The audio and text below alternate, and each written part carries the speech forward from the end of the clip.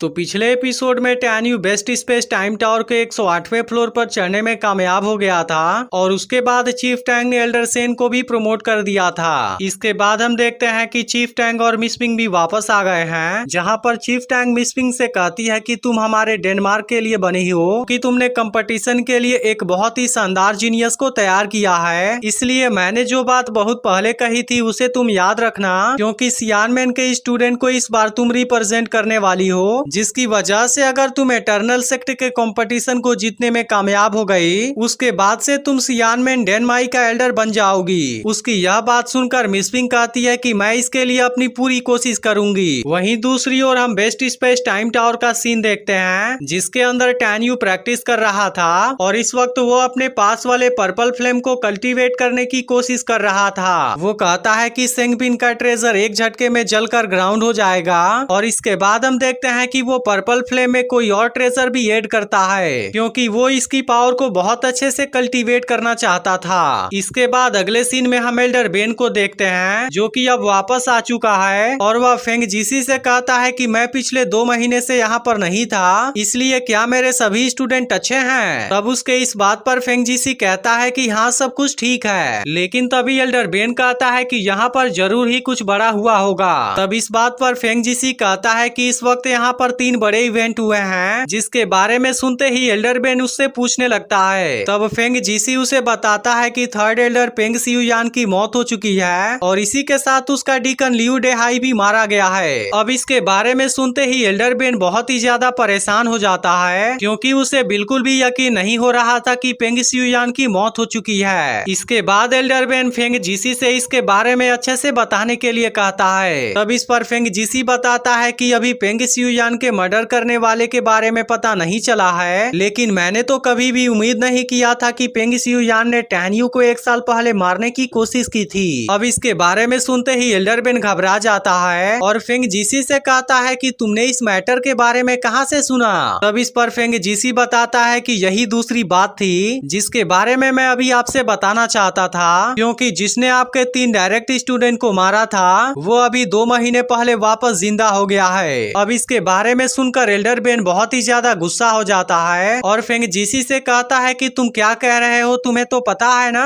अब इसे गुस्सा देखकर फेंग जीसी बहुत ही ज्यादा डर जाता है और एल्डर बेन से कहने लगता है कि इसमें मेरी कोई भी गलती नहीं है, इसलिए प्लीज आप अपने गुस्से को शांत कर लीजिए। और इतनी बात कहने के बाद वो तुरंत यहाँ से भागना शुरू कर देता है, लेकिन तभी एल्डर बेन उसे तुरंत रुकने के लिए कहता है और फिर कहता है कि यहाँ से जाने से पहले तुम अपनी बात को क्लियर करते जाओ। इसके बाद फेंग जीसी एल्डर बेन से बताता है कि आज से 2.5 महीने पहले टैन्यू पता नहीं किसी तरह से अचानक से जिंदा हो गया और इसी के साथ वो फिर से बेस्ट स्पेस टाइम टावर के 108वें फ्लोर पर चढ़ने में भी कामयाब हो गया। लेकिन इस बार मिस पिंग को लग रहा था कि इस बार भी टैन्यू के ऊपर अटैक हो सकता है, जिसकी वजह से उसने एल्डर सेन और एल्डर लियू को उसके प्रोटेक्शन के लिए लगाया हुआ है। अब यह सुनते ही एल्डर बेन इसके बारे में डिटेल बताने के लिए कहता है, जिसके बाद फेंग जीसी उसे बताता है कि चीफ टैंग ने एल्डर सेन को अब एल्डर पेंग सियुयान का पोजीशन दे दिया है, जिसकी वजह से इस वक्त वो इनर डेनमार्क का 3rd एल्डर बन चुका है। अब इन सभी बातों के बारे में जानकर एल्डर बेन फेंग जीसी को यहाँ से जाने के लिए कहता है, जिसके बाद वो तुरंत अपनी जान बचाकर यहाँ से निकल जाता है। इसके बाद हम देखते हैं कि इन सभी बातों के बारे में जानकर एल्डर बेन बहुत ही ज्यादा परेशान हो गया था और वो कहने लगता है कि टैन्यू अभी भी जिंदा है, जिसका मतलब है कि पेंग सियुयान को जरूर ही मिस पिंग ने मारा होगा। इसलिए इस बात से एल्डर बेन को और भी ज्यादा डर लगने लगता है, क्योंकि उसे लगता है कि पेंग सियुयान ने मरने से पहले इसके बारे में भी उसे बता दिया होगा और इसके अलावा वो यह भी सोचने लगता है कि टैन्यू ने मिस पिंग को यह भी बता दिया होगा कि डुआनजेन और जियांगसिया ने भी उसके ऊपर अटैक किया था, जो कि दोनों ही मेरे अंडर के स्टूडेंट हैं। इसके बाद वो कहने लगता है कि मेरे फादर के मास्टर ने उनसे कहा था कि अब आने वाले समय में मुझे और भी विनम्रता और सावधानी से रहना होगा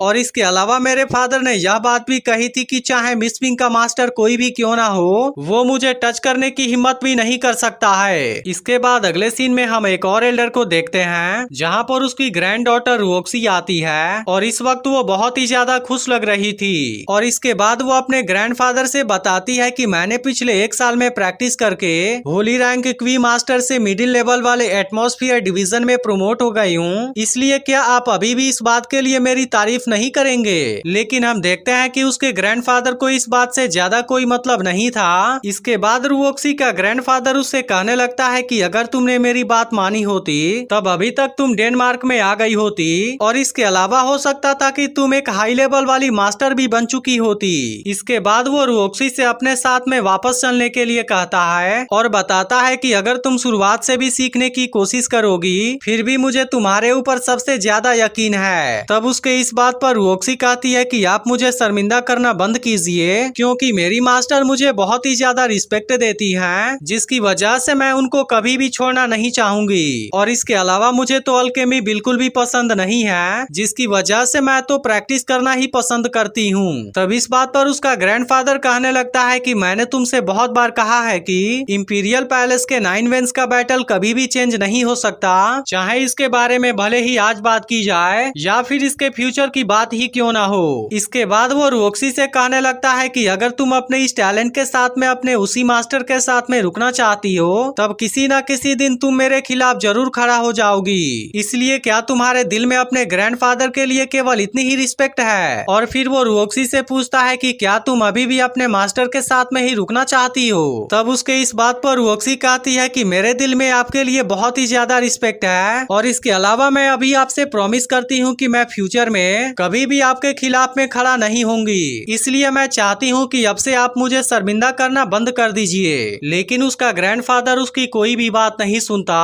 और उसके ऊपर बहुत ही ज्यादा गुस्सा हो जाता है। इसके बाद वो रुओक्सी से कहने लगता है कि इनर सेक्ट पील डिवीजन में लो लेवल वाले केवल 2 ही मास्टर हैं, और तुम तो पहले से ही एक इंटरमीडिएट मास्टर हो, जबकि एटर्नल इमोर्टल सेक्ट के तीनों एंशिएंट सेक्ट में केवल 4 ही पावरफुल लोग हैं। इसलिए अगर तुम अभी जिस लेवल पर हो मुझे लगता है कि तुम एटर्नल इमोर्टल सेक्ट से भी ज्यादा पावरफुल हो। और इसके अलावा अगर डिवाइन सोल इमोर्टल पैलेस के स्टूडेंट के साथ में भी तुम्हारा कंपैरिजन किया जाए उसके बाद भी तुम उन सभी से आगे हो। इसलिए अगर तुम जीत गई तो यह चीज चीमेई के लिए बहुत ही बड़ी बात होगी। लेकिन मेरे वेंस के स्टूडेंट के पास में उतनी ज्यादा टैलेंट नहीं है, इसलिए मैं चाहता हूँ कि तुम मेरी बात मानकर यहाँ से मेरे साथ में चले चलो। लेकिन हम देखते हैं कि उसके इन बातों से रुओक्सी बहुत ही ज्यादा परेशान हो गई थी, और इसके बाद वो अपने ग्रैंडफादर से कहने लगती है कि आप तो मेरे दिल में हैं, लेकिन क्या आपके लिए डेनमार्क का ऑनर ज्यादा इम्पोर्टेंट है, जबकि आपको अपने ग्रैंड डॉटर का फ्यूचर ज्यादा इम्पोर्टेंट नहीं लगता? तब उसके इस बात पर उसका ग्रैंडफादर गुस्से में कहने लगता है कि यह केवल डेनमार्क के ऑनर की बात नहीं है, बल्कि यह चीज 9 वेंस के बीच में होने वाले गेम के बारे में है, जो कि इस बात से बहुत ही ज्यादा बड़ी है। जिसके बाद रुओक्सी उससे कहने लगती है कि अगर ऐसी बात है तब मैं आपसे प्रॉमिस करती हूँ कि इस ग्रेट कंपटीशन में जो तीनों ग्रेट एंशिएंट सेक्ट पार्टिसिपेट करने वाले हैं मैं उसमें केवल अपने लो लेवल वाले अंडरस्टैंडिंग के साथ प्ले करूंगी। तब यह सुनकर उसका ग्रैंडफादर कहता है कि अगर तुम मेरे साथ में नहीं जाना चाहती तब तुमने जैसा अभी कहा वैसा ही करना। और इसके बाद वो रुओक्सी से कहता है कि मुझे किसी जरूरी काम से बाहर जाना है, इसलिए मैं सबसे पहले यहाँ से जाना चाहता हूँ। तभी हम देखते हैं कि रुओक्सी इसकी बातों से बहुत ही ज्यादा दुखी हो गई है और इसी के साथ वो रोना भी शुरू कर देती है। फिर वो अपने ग्रैंडफादर को रोकती है, जिसके बाद उसका ग्रैंडफादर कहता है कि क्या बात है। तब रुओक्सी अपने ग्रैंडफादर से कहती है कि आपने मुझे पाला है, क्या आप इसीलिए मेरे साथ में ऐसा कर रहे हैं? लेकिन अब इसकी यह बात सुनकर उसका ग्रैंडफादर बहुत ही ज्यादा गुस्सा हो जाता है और इस बात के लिए वो रुओक्सी को थप्पड़ भी मारता है। इसके बाद वो रुओक्सी से कहता है कि तुमने ऐसी बात कह दी, लेकिन क्या मैंने तुम्हें अपने ग्रैंड डॉटर के जैसे ट्रीट नहीं किया? इसके बाद वो कहता है कि इन सभी बातों के अलावा मैंने तुम्हें अपने मन से क्वीपल्स को ज्वाइन करने दिया,